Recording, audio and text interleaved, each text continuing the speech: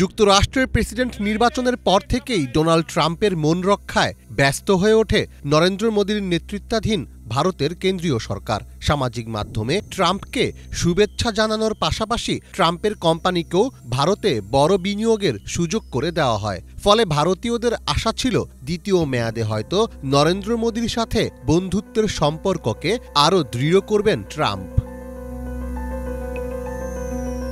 কিন্তু সে আশায় গুড়ে বালি। ভারতকে অসহযোগী দেশগুলোর তালিকায় অন্তর্ভুক্ত করেছে যুক্তরাষ্ট্রের অভিবাসন ও শুল্ক প্রয়োগ সংস্থা ICE। তবে এই তালিকায় নেই বাংলাদেশের নাম।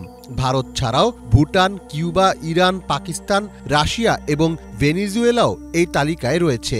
সংস্থাটি জানিয়েছে এই দেশগুলো সাক্ষাৎকার গ্রহণ, সময়মতো ভ্রমণ নথি ইস্যু করা এবং নির্ধারিত ফ্লাইটে তাদের নাগরিকদের ফেরত নিতে প্রয়োজনীয় সহযোগিতা প্রদান করতে ব্যর্থ হয়েছে।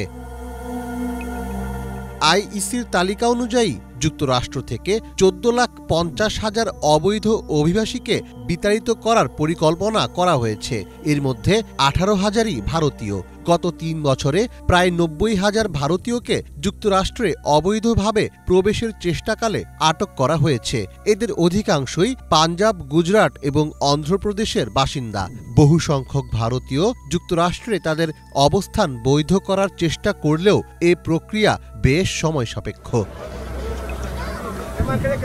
শুধু যুক্তরাষ্ট্র নয়, ভারতের সাথে সম্পর্কের টানাপোড়েন শুরু হয়েছে ইউরোপীয় ইউনিয়নভুক্ত দেশ সুইজারল্যান্ডের। ভারতকে দেওয়া সবচেয়ে সুবিধাপ্রাপ্ত দেশের মর্যাদা বাতিল করেছে সুইজারল্যান্ড। এর ফলে দুই দেশের বাণিজ্য ও অর্থনৈতিক সম্পর্ক নতুন করে চ্যালেঞ্জের মুখে পড়তে পারে বলে আশঙ্কা তৈরি হয়েছে।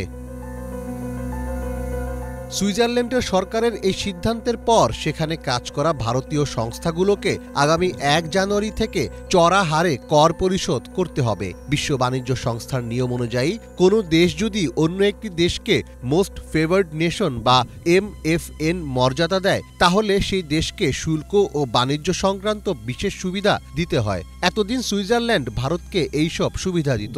এখন MFN সুবিধাটি বাতিল করার ফলে ভারতের পণ্য রফতানি ও দ্বিপাক্ষিক বিনিয়োগ বাধাগ্রস্ত হতে পারে। সবকিছু ঠিকঠাক থাকলে আগামী বছরের 20 জানুয়ারি ক্ষমতায় বসতে যাচ্ছেন ট্রাম্প। তিনি যুক্তরাষ্ট্রের ইতিহাসে বৃহত্তম প্রত্যর্পণ প্রক্রিয়া পরিচালনার পরিকল্পনা করেছেন। এই প্রক্রিয়ায় চূড়ান্ত আদেশপ্রাপ্ত হাজার হাজার ভারতীয় অভিবাসীকেও ফেরত পাঠানো হতে পারে। ফলে ভবিষ্যতে ভারতের ডোনাল্ড ট্রাম্প কার্ড আদৌ কোনো কাজে আসবে কিনা সেটিই এখন দেখার বিষয়। মীর ফজলে রাব্বি, বাংলা ভিশন।